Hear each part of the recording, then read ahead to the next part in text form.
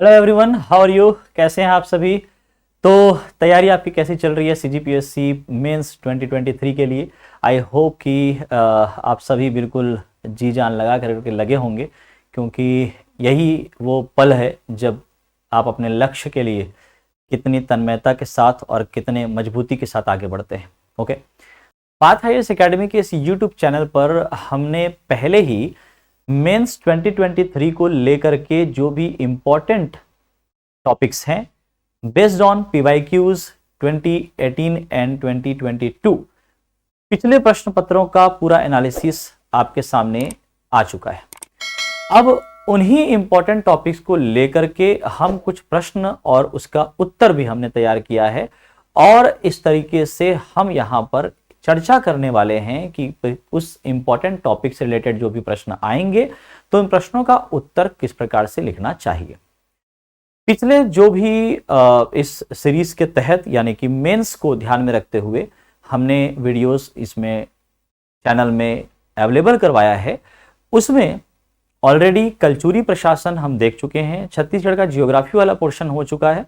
तो आज जो है हम लोग मराठा प्रशासन से रिलेटेड जो प्रश्न आए हुए हैं पिछले प्रश्न पत्रों में, ठीक उसके आधार पर कुछ प्रश्न और उत्तर हम यहां पर चर्चा करेंगे। ओके, तो अगर आप सीजीपीएससी की तैयारी कर रहे हैं, सीजीपीएससी मेंस लिखने वाले हैं, ठीक है, तो ये जो वीडियो है वो आपके लिए है। और अपनी तैयारी को आप जांचना चाहते हैं, आकलन करना चाहते हैं, तो उसके लिए भी एक और रास्ता है। पाथ आईएएस एकेडमी में मेंस टेस्ट सीरीज 2023 आपका जो है लॉन्च हो चुका है, जरूर उसमें रजिस्ट्रेशन करवाइए। ओके, चलिए आज का सेशन हम स्टार्ट करते हैं। और ये मैं आपको बता दूं कि पूरी तरह से बाइलिंगुअल मोड में हम चलते हैं, यानी कि हिंदी और अंग्रेजी दोनों प्रकार के आंसर्स यहां पर आप देखेंगे। ओके, चलिए देखें। तो पहला क्वेश्चन हम मराठा कालीन प्रशासन से लेते हैं। छत्तीसगढ़ में सूबा शासन का मूल्यांकन कीजिए। देखिए, प्रशासन से संबंधित जब भी प्रश्न आए हैं तो यहां पर आप मान के चलिए कि प्रशासनिक इकाइयों से, प्रशासनिक पदों से जो प्रश्न आते हैं तो वो 2 मार्क्स या 4 मार्क्स में इस तरीके से पूछे जाते हैं। लेकिन ओवरऑल जब पूरे शासन का आपको पूछा जाए उसके बारे में प्रश्न, तो मान के चलिए कि 8 नंबर या उससे ज्यादा यानी कि लॉन्ग आंसर के उत्तर आपको तैयार करने हैं। पहला प्रश्न आप जो देख रहे हैं वो 8 मार्क्स का है, क्योंकि यहां पर पूछा गया है छत्तीसगढ़ में सूबा शासन का मूल्यांकन कीजिए। ओके, अब देखिए प्रश्नों का पैटर्न समझते चलिएगा। यहां पर वो बात हो रही है कि सूबा शासन का मूल्यांकन, यानी कि evaluate this subah governance in Chhattisgarh during Maratha era. Okay, तो मराठा पीरियड के दौरान जो भी आपका सूबा शासन था उसका आकलन करना है, मूल्यांकन करना है। तो समझें कि आपको सिर्फ सूबा शासन व्यवस्था के बारे में लिखो ऐसा नहीं पूछा है। अगर मान लीजिए सूबा शासन व्यवस्था के बारे में लिखिए, उस पर टिप्पणी कीजिए, ऐसा कुछ आता तो हम ये बताते कि भाई हाँ, एक मराठा शासक हुए वेंको जी, उनके शासन काल के दौरान ये सूबा शासन व्यवस्था लागू की गई। इसमें सूबेदार हुआ करते थे जिनके माध्यम से मराठा जो है वो शासन किया करते थे, वो लोग नागपुर में थे, यहां पर इस तरीके से।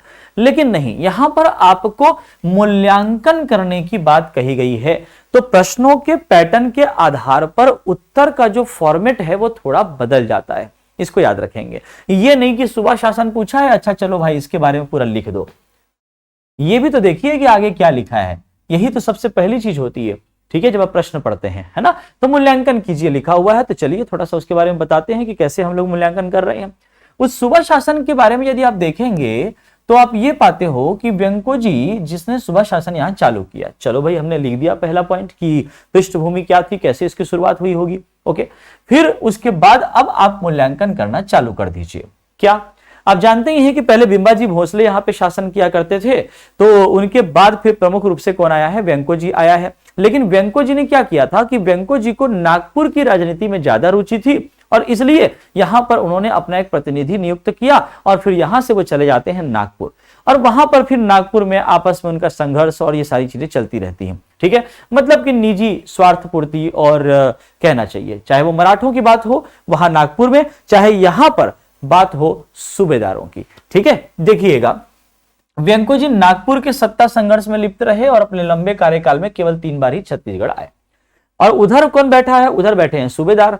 ठीक, तो तीसरे और अंतिम जो वायसराय हैं अप्पा साहब, ठीक है, यानी कि मान के चलें कि जो अप्पा साहब जो व्यंको जी के बाद है ना, तो आपके जो रघु जी द्वितीय हैं उसके टाइम पर परसो जी के बाद फिर आपका कौन, अप्पा जी उस समय नियंत्रण में थे ना। ठीक है, तो ये आपका जो है अप्पा जी कौन था, तो अप्पा जी जो आया वो धन लोभी व्यक्ति था, उसको तो खाली पैसा ही चाहिए था, धन लोभी था। तो ठीक है, तो पदस्थ जो सूबेदार थे उन लोगों ने अपनी निजी स्वार्थ पूर्ति को सबसे ऊपर माना।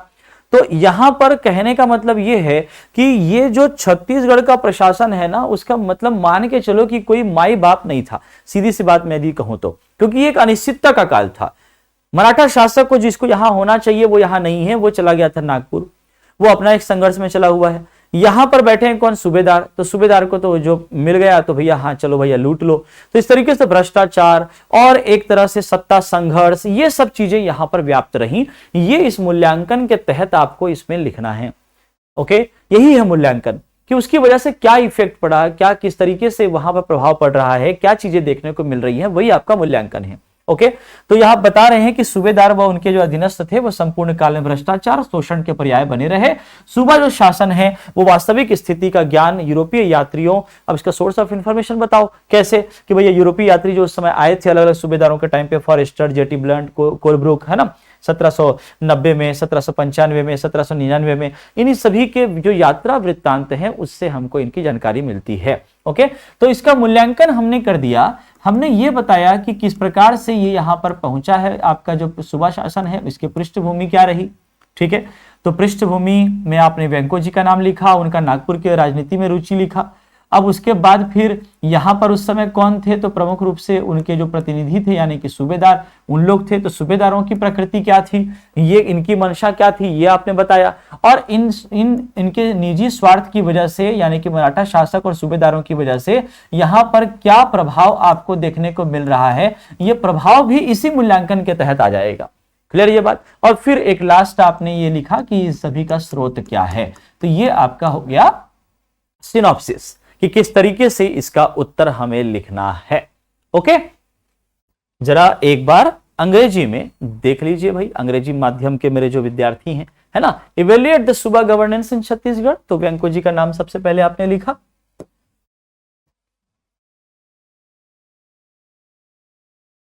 ये कंप्लीट आंसर आपको दिख रहा है स्क्रीन पर, ठीक है, तो ये आप एक स्क्रीनशॉट ले सकते हैं या फिर आप जो है इसको देखें और अपना आंसर स्वयं से तैयार करें। ओके, फॉर्मेट वही है, इसलिए मैं अलग से फिर से डिस्कशन नहीं कर रहा हूं। अगले प्रश्न में हम लोग इंग्लिश वाला डिस्कशन कर लेंगे, ठीक है, तो सभी के लिए एक जैसा हो जाएगा। अगला प्रश्न, मराठा कालीन न्याय व्यवस्था पर लेख लिखिए। पहले में हमने जो है प्रमुख रूप से किस बारे में बात किया कि उनके टाइम पर जो सूबा शासन था उसके बारे में हमने बात की, और अब हम न्याय व्यवस्था पर लेख लिख रहे हैं, यानी कि जुडिशियल सिस्टम की यहां पर बात हो रही है। ठीक है, write an article on the judicial system of the Maratha period. Okay, so ये आर्टिकल लिखने को कहा जा रहा है। आर्टिकल में क्या होता है कि उसके बारे में जो आप जानते हैं वो जरूर लिखिए, और साथ ही साथ उसकी वजह से क्या क्या प्रभाव पड़ता है उसको हम लोग इसमें लिखते हैं, क्योंकि एक लेख है ना, आर्टिकल वही होता है, लेख यही होता है कि जो चीजें चल रही हैं उसको देख करके उसकी एनालिसिस करके आप उसके बारे में लिखते हो थोड़ा सा। ठीक है, तो यहां पर देखें, छत्तीसगढ़ में जो न्याय व्यवस्था प्रचलित थी अंग्रेजों ने अपने नियंत्रण काल में मूल रूप से जारी रखा। ठीक, लेकिन उसके बाद फिर इन दोषों को दूर करने के लिए भ्रष्टाचार रहित और कम खर्चीला और न्याय संगत बनाने के लिए जो है प्रयास किया गया। ओके, तो 30 में जब पुनः भोसला शासन आया तब व्यवस्था पूर्ववत जारी रही, लेकिन जो प्रशासनिक शिथिलता है और भ्रष्टाचार है जैसे मूलभूत अवगुणों से युक्त भोसला प्रतिनिधि शासन के समय में न्याय महंगा और दीर्घकालिक हो गया। ठीक है, तो ये आपका जो है ना एक लेख आप लिख रहे हैं, तो आपको इसी तरीके से आपको मिलता है कि भाई क्या चल रहा है और उसकी वजह से क्या प्रभाव पड़ रहा है, इसको लिखना, ये लेख है। ओके, तो कैसा प्रभाव रहा कि न्याय महंगा रहा और दीर्घकालिक रहा। तो आपने सीधे सीधे नहीं लिखा, इसके लिखने के लिए पहले आपने एक पृष्ठभूमि तैयार की कि इस तरीके से आपको बताना है कि हाँ क्यों किस वजह से आप ऐसा कह रहे हैं, है ना। फिर उसके बाद फिर आता है कि भाई मिस्टर विल्किंसन के टाइम पे एक वाकया हुआ था कि लोग जो है कंप्लेन करने के लिए सीधा भोसला प्रतिनिधि के खिलाफ, है ना, या न्याय व्यवस्था के खिलाफ आवाज उठाने के लिए उनके पास चले गए थे। तो ये सब जो चीजें हैं, हालांकि जो है बात ये इतनी सुनी नहीं गई क्योंकि सुनने वाला तो था ही नहीं कोई। ओके, तो ये सब चीजें हुई थी। तो ये एक वाकया आपने यहाँ पे क्या किया, अपने आंसर में इंक्लूड कर दिया जस्टिफाई करने के लिए, ठीक। और फिर नागपुर का जो राजा है वो सभी प्रकार की अपनी प्रजा पर मुकदमा चलाकर दंड देने का अधिकारी था, यानी कि जो भी चीजें होती थी वो नागपुर के शासक के थ्रू होती थी, वही ही दंड देता था। हाईएस्ट अथॉरिटी या न्याय करने का अधिकार उसी के पास था, इस तरीके से मान के चले, ठीक है। मतलब उसमें ब्रिटिश रेजिडेंट से स्वीकृति की आवश्यकता नहीं होती थी। ओके, जो नागपुर में बैठता था ब्रिटिश रेजिडेंट, है ना, उसकी आवश्यकता नहीं थी। साथ ही राजा और ब्रिटिश सरकार के मध्य सहमति होने पर भोसला शासन क्षेत्र के मुकदमे ब्रिटिश अदालतों में भी चलाए जा सकते थे। ओके, तो न्याय व्यवस्था की बात हो रही है, तो वो न्याय व्यवस्था किस की प्रकृति क्या थी वो आपको याद रखना है, ठीक है ना। और उसके बाद फिर आपको बताना है कि ये न्याय व्यवस्था के लिए अधिकार किसके पास थे, है ना, वो आप बताएंगे। और उसके अलावा न्याय व्यवस्था के लिए स्थान कौन सा था, है ना, कहां पर ये होता था। मतलब कि जैसे हमने मुकदमों के लिए अदालतों की अगर बात कर रहे हैं तो ब्रिटिश अदालत में भी सुनवाई होती थी, लेकिन प्रमुख रूप से नागपुर का जो राजा है वही सर्वोपरि, उसी का ही दंड देने का अधिकार या वही न्याय व्यवस्था पर जो है यहां पर बातचीत होती थी, ठीक है। अंतिम रूप से सहमति उसी की होती थी। तो ये एक क्वेश्चन आपका जो है ध्यान रखेंगे, है ना। तो ये इस प्रकार से बहुत सारे ये सब आपके पीवाईक्यू बेस्ड क्वेश्चंस हैं जिसके आने की संभावना भी है, और इसी तरीके से ही क्वेश्चन का आंसर आपको लिखना है ना। चलिए बढ़े जरा आगे।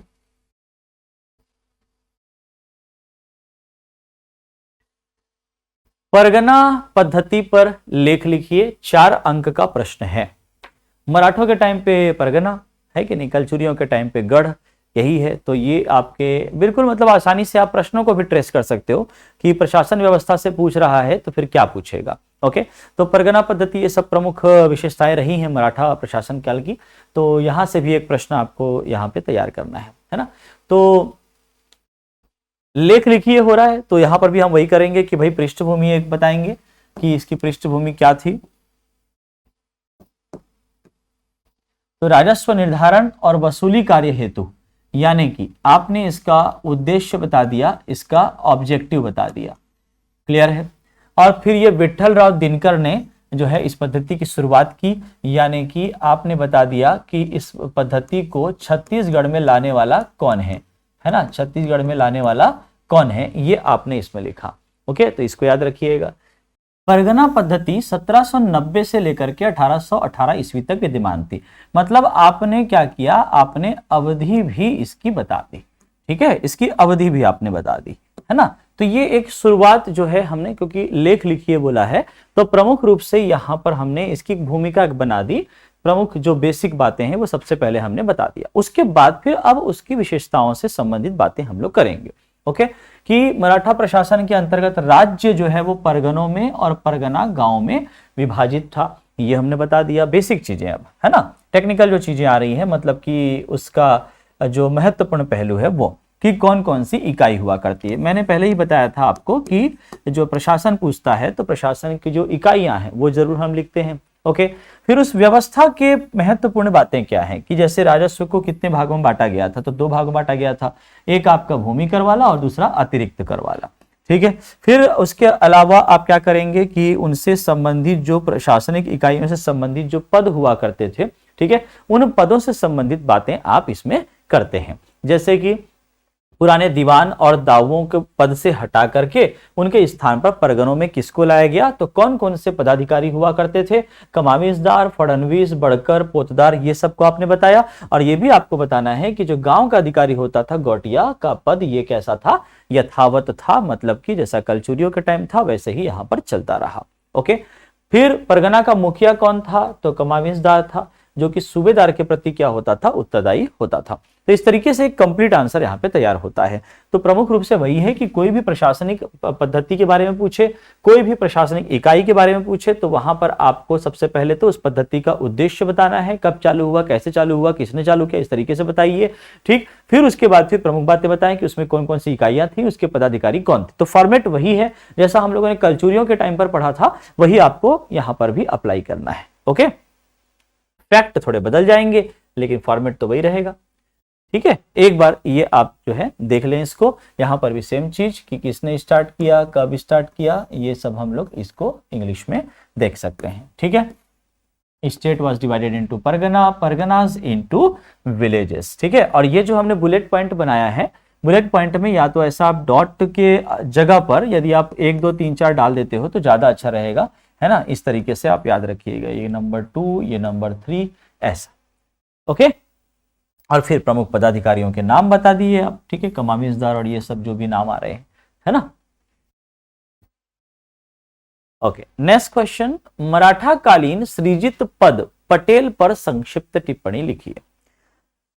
कि देखिए ओवरऑल तो एक प्रशासनिक व्यवस्था पर पूछा ही जाता है प्रश्न, लेकिन हमने ये देखा है एक पैटर्न है सीजीपीएससी का कि उसमें लाइक एक बार पूछा था कि बढ़कर की क्या भूमिका होती है, एक बार आया था कि प्रशासनिक जो कमामिसदार है पद, उसके बारे में बताइए, है ना।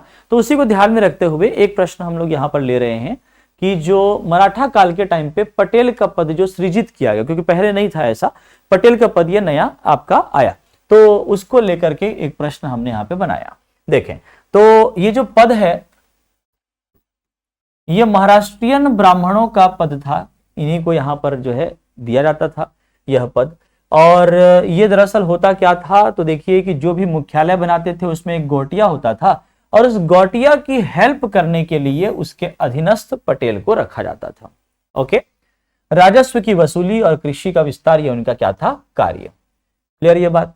तो ये पटेल जो पद है, पद के बारे में पूछा है, तो उस पद पर किसको रखा जाता था, किसकी नियुक्ति होती थी, इस तरीके से आपको लिखना है। ठीक है, वो पद जो है वो किसके अधीन काम करता था या किसके नीचे काम करता था, या क्या वो ऊपर था, इस तरीके से चीजें लिखेंगे। फिर इसके कार्य के बारे में बताएंगे। ओके, फिर जब कार्य के बारे में बता रहे हो तो उसमें फिर थोड़ा सा उसको और विस्तार दीजिए कि किस तरीके से वो क्या काम करता था। तो कार्य की प्रक्रिया क्या थी या कार्य के तहत क्या प्रमुख बातें थी, वो आप लिख रहे हो, कार्य या प्रक्रिया। जैसे कि राजस्व वसूल करने के लिए जो ये काम करता था, तो उसके बदले उसको जो कमीशन है वो किस प्रकार से वो उसके पास मिलता था, और फिर वो आगे क्या करता था, खजाने में उसको जमा करते थे। ओके, तो ये कंप्लीट उसकी कार्य प्रणाली के बारे में यहां पर बात हो गई। ओके, तो ऐसा आपको आंसर लिखना है ना। क्या ये बात क्लियर हुई? ओके, आप पोस्ट के बारे में लिखते हो, उस पोस्ट में अपॉइंट जो है होते थे उनके बारे में आप लिखोगे, फिर उसके वर्क या उसके फंक्शनैलिटी के बारे में आप बात करोगे कि क्या उनके वर्क्स हुआ करते थे। ओके, नेक्स्ट क्वेश्चन आता है, मराठा कालीन करों पर संक्षिप्त लेख लिखिए। एक बहुत इंपॉर्टेंट पॉइंट है, क्योंकि चाहे कलचुरी काल हो, मराठा काल हो, अलग अलग टाइम पर जो व्यवस्थाएं रही उसके तहत कुछ कर भी लिए जाते थे। तो करों में प्रमुख रूप से ये मराठा जो प्रशासन काल रहा है, उस मराठा प्रशासन काल में कौन कौन से कर लिए जाते थे, यहां पर ये प्रश्न आता है। ओके, तो देखें, मराठा कालीन करों पर संक्षिप्त लेख लिखिए। फिर से लेख लिखने की बात आ रही है, तो इसमें देखें कि बस इसमें लेख लिखना है, तो अब जाहिर सी बात है कि इसमें बहुत ज्यादा कोई भूमिका नहीं बनानी है, ऊपर से 4 नंबर का है, तो सीधा सीधा आपको कौन कौन से कर होते थे, किस क्षेत्र में लिया जाता था, बस वही आपको लिखना है। ओके, तो क्या क्या है, तो भाई आप बताएं कि भूमि कर के अलावा अन्य कर भी लिए जाते थे, जो कि इस प्रकार हैं। तो क्या, तो टकोली है, वार्षिक कर है, जमींदार शासक को देता था, सायर आयात निर्यात पर, कलाली एक्साइज टैक्स है, सेवाई पेनाल्टी टैक्स है। ठीक है, जमींदारी कर एक अलग होता था, है ना। तो जितने भी अनाज लाने ले जाने के लिए पायली की दर से लगाया जाता था, कितना होता था कर, जहां पर भी वर्णन मिल रहा है वहां पे उसके बारे में बताओ कि पर कार्ट 3 पायली, है ना, प्रति गाड़ी के पीछे 3 पायली के दर से लगाया जाता था। फिर इसके अलावा कुछ अतिरिक्त जानकारी हमारे पास, जैसे कि महल खालसा जमीन पर लगाया गया कर है, और पट्टी क्या है, तो घरों पर लगाया गया कर। ओके, तो इस प्रकार से इसका उत्तर आप दे सकते हैं। बहुत आसान सा एक प्रश्न था, है ना, केवल फैक्ट ही आपको लिखना था और कुछ नहीं है। Right a short article on taxes during Maratha period. Okay, 4 marks का है, तो बस इसको आपको लिखना है। टकोली, सायर, कलाली, सेवई, जमींदारी टैक्स। अच्छा, लिखने का तरीका ये, क्योंकि देखिए आप क्या कर रहे हो, 4 मार्क्स का है ना, तो 4 मार्क्स में ना मैं सजेस्ट करूंगा कि इस तरह का जब प्रश्न आएगा तो आप उसको नंबरिंग करके लिखिए। नंबरिंग करके मतलब ये होता है कि जैसे अब 4 मार्क्स का क्वेश्चन है, तो हम लोग क्या कर रहे हैं ना, यहाँ पे डायरेक्ट क्वेश्चन पूछा हुआ है कि भाई कौन कौन से कर थे यही बताओ, तो अच्छा होगा ना कि इसको नंबरिंग कर दीजिए, है ना, ये 1 2 3 ठीक 4 5, तो इससे क्या हो जाता है कि कितना कंटेंट हमने दिया है वो डायरेक्टली जल्दी से दिख जाता है सामने वाले को, चेक करने वाले को, और वो बस नंबर देख कि कितने इसने लिखे हैं और फिर क्या लिखा है उसको देखेगा और फिर उसको नंबरिंग दे देता है कि हाँ अरे भैया इसने तो 6 पॉइंट लिख दिए हैं, हाँ ठीक है तो 4 नंबर का है तो मैं पूरे मार्क्स दे देता हूँ, या फिर ज्यादा मार्क्स दे देता हूँ, इसको 3.5 दे देता हूँ। इस तरीके से कुछ चीजें यहाँ पर उसके दिमाग में चलने लगती हैं। ठीक है, थोड़ा सा दिमाग से खेलना है चेक करने वाले के, ठीक है, ऐसा याद रखिए।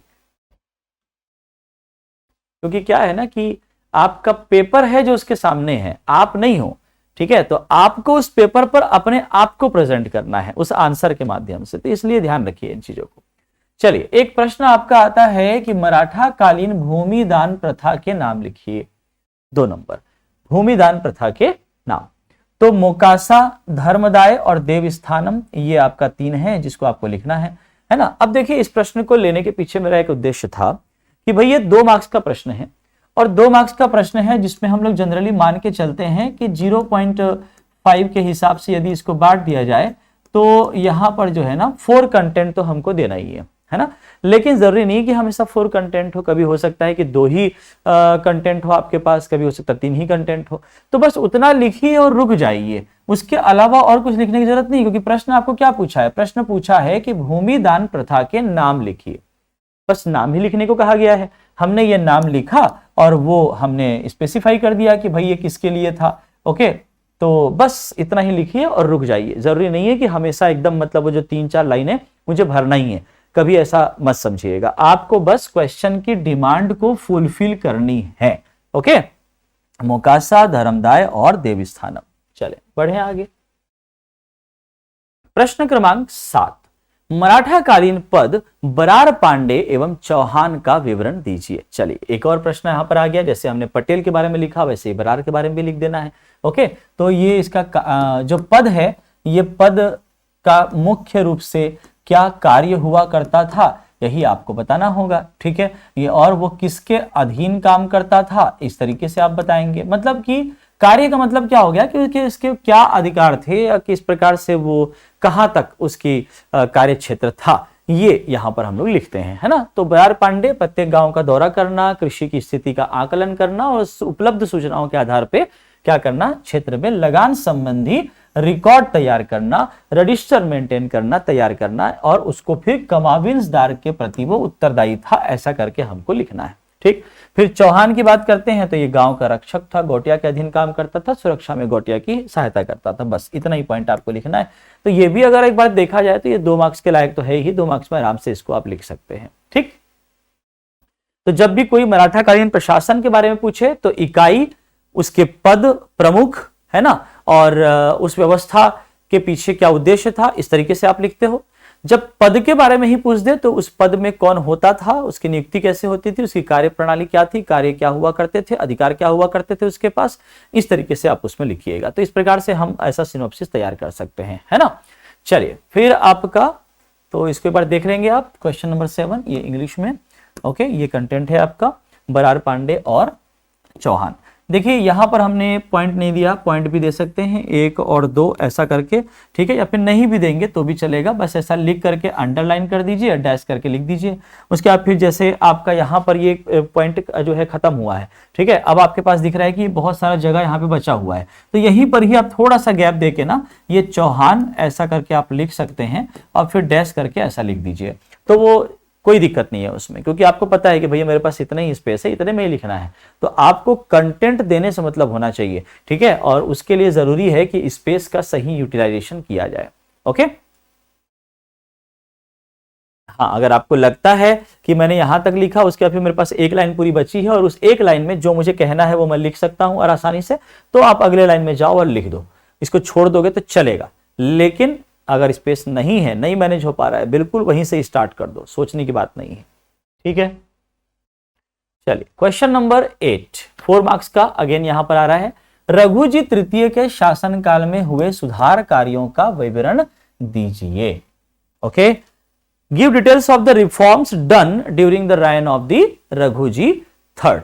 This is the question and marks we have 4 marks, यानी कि 60 वर्ड्स में आंसर लिखना है।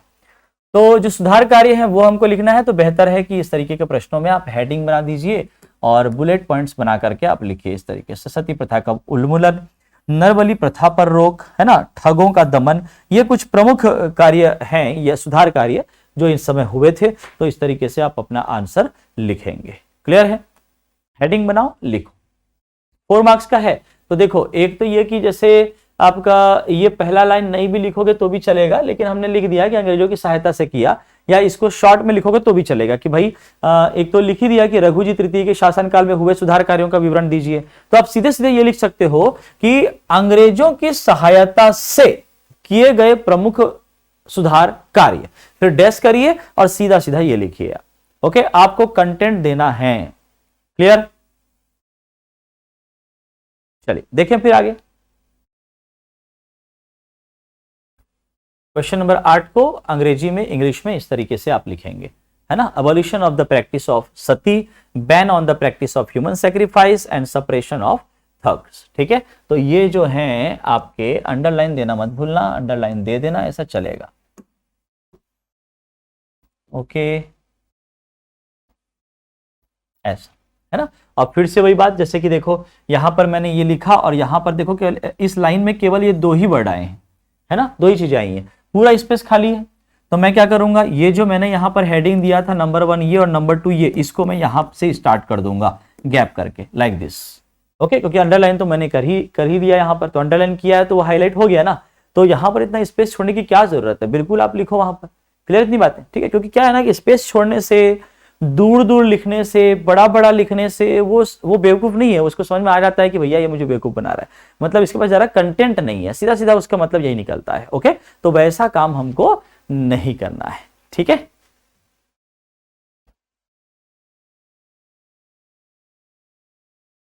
अगला प्रश्न लेते हैं।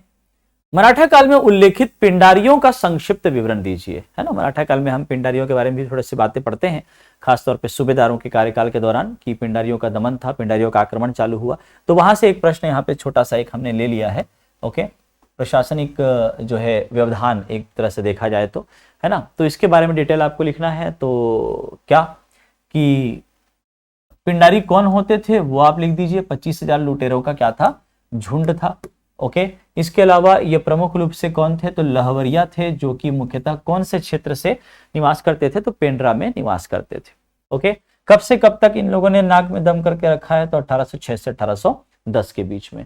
तो समय बता दिए, काल बता दिए, प्रमुख उनका वर्णन कर दिए जी कि उनकी पृष्ठभूमि क्या है, वो कहाँ किस क्षेत्र से संबंधित थे, ये आपने बता दिया, और किसके शासन काल में, है ना, किसके शासन काल में ये आक्रमण कर रहे हैं, कब कब रहे हैं, और कैसे इनका अंत हुआ, ये इस तरीके से आप इसमें वर्णन कर रहे हो। ठीक है ना। तो इसमें प्रारंभ भी है पिंडारियों का, पिंडारियों की छोटी सी एक पृष्ठभूमि है, बैकग्राउंड आपने बता दिया, उनका एरिया वगैरह सब। ठीक है ना, फिर इसका प्रारंभ ये हो गया। ओके, और फिर इसका अंत। क्लियर? इस प्रकार से थोड़ा सा हम बताते हैं। Okay, Pindaris mention in the Maratha period, 2 marks का। फिर आता है एक प्रश्न, ताहूतदारी व्यवस्था क्या थी, इसकी शुरुआत छत्तीसगढ़ में किसने की। तो ब्रिटिश अधीक्षक सैंडिस के कार्यकाल में बंजर और पड़ती भूमि को कृषि के लिए लीज में दिया जाता था, है ना, और बंजर भूमि को कृषि योग्य भूमि में बदलने की जो प्रक्रिया थी वही ताहूतदारी व्यवस्था कहलाती है। उन क्षेत्रों को ताहूत कहते थे, ताहूतदार उनके जो प्रमुख हुआ करते थे उनको कहते थे। तो ये आप बेसिक चीज बताइए कि ताहूतदारी व्यवस्था क्या थी, ये आपको पूछा गया है, तो वो आपने बताया। फिर आप बताएं कि ये किसके कार्यकाल में या किसके द्वारा इसकी शुरुआत की गई। ठीक है, इसकी शुरुआत किसने की है। ओके, फिर उसने शुरुआत की तो ये ताहूतदारी व्यवस्था किन क्षेत्रों में लाई गई, है ना। तो 2 क्षेत्र थे, तरेंगालोर में, इस तरीके से आप लिखेंगे। ओके, और फिर ये प्रमुख रूप से कौन से राजा के शासन काल में? लघुजी तृतीय के काल में सिरपुर और लवण, और ब्रिटिश काल में संजारी, सिहावर, खल्लारी। ये तीनों हमने एक साथ यहाँ पे लिख दिया है कि कब कब कौन कौन से बने हैं। ओके, तो इस प्रकार से इसका उत्तर लिखेंगे। देख लें जरा एक बार। ओके, चलिए, तो यहां पर ये मराठा प्रशासन काल समाप्त होता है। नेक्स्ट वीडियो हमारा ब्रिटिश प्रशासन पर रहेगा, मतलब कि जब छत्तीसगढ़ में ब्रिटिशर्स ने प्रत्यक्ष और अप्रत्यक्ष रूप से जब शासन किया, तो उस दौरान कौन कौन से प्रश्न हमको देखने को मिलते हैं जो मेंस में पूछे जा सकते हैं या पूछे गए हैं। ओके, तो तब तक के लिए थैंक यू सो मच, और लाइक और कमेंट करना जरूर जो है हो जाता है, इसलिए ताकि हम अगले वीडियो में और बेहतर आपको दे सकें। ठीक है, थैंक यू सो मच।